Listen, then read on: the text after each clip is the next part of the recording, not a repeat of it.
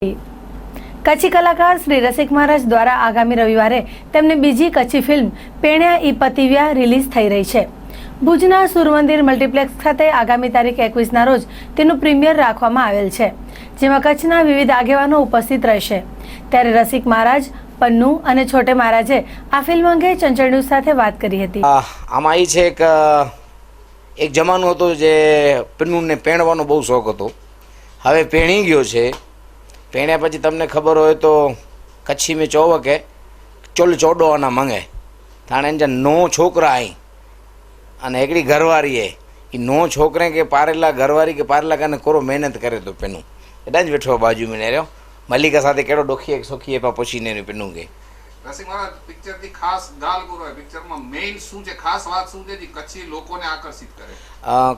Non stop comedy છે અને comedy સાથે એક સબ્જેક્ટ એવું છે કે જેમાં પતિ કામ કરતો નથી અને બધું કામ પત્નીને કરવું પડે છે। કહેવત છે ને, બાપ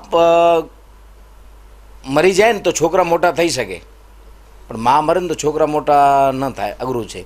એવી રીતે એક સ્ત્રી સ્ટ્રગલ કરે છે અને એનો પતિ કામ કરતો નથી એના માટે, અને પછી એમાં મારા છોકરાનો રોલ કર્યો છે। આ મારો આમ હકીકતમાં છોકરો છે અને પિક્ચરમાં પણ છોકરાનો રોલ કર્યો છે। તો એને ખબર પડે છે કે મારો બાપ કામ કરતો નથી, મારી મમ્મી કામ કરે છે, પછી એને હેલ્પ કરાવે છે અને પછી એને ખબર પડે છે કે મારી મમ્મી કામ કરે છે, પછી એને ખબર પડે છે, દાખલા તરીકે મને ખબર પડે છે કે મારા છોકરા કામ કરે છે, મારી પત્ની કામ કરે છે, હવે મને કરવું જોઈએ, પછી હેપી એન્ડિંગ થાય છે।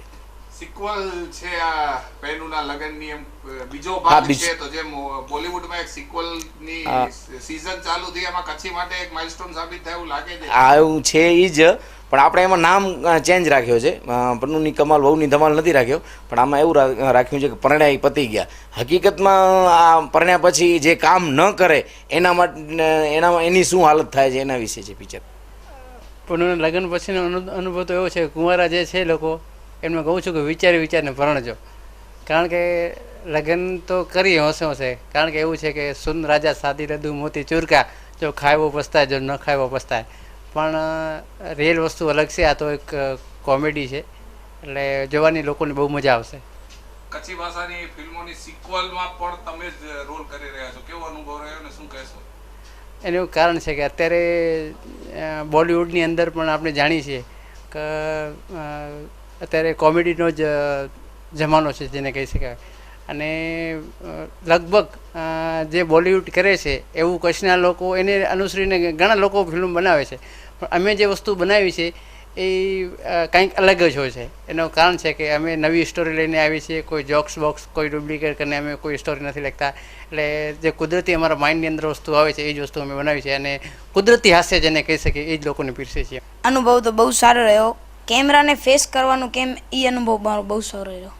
કચ્છી ભાષાની પિક્ચરનું ભવિષ્ય શું દેખાય છે? તમે જેમ ભવિષ્ય છે એમ શું દેખાય છે પિક્ચરનું ભવિષ્ય શું લાગે છે તમને?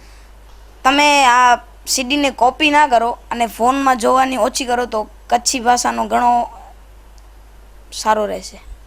કેવી છે પિક્ચર? કેવી છે પિક્ચર? ફૂલ કોમેડી છે અને નોન સ્ટોપ કોમેડી છે, અને આખરે જેમ અમારી બધે પિક્ચરમાં કંઈક જ્ઞાન હોય એવી રીતના જ આમાં જ્ઞાન પણ છે।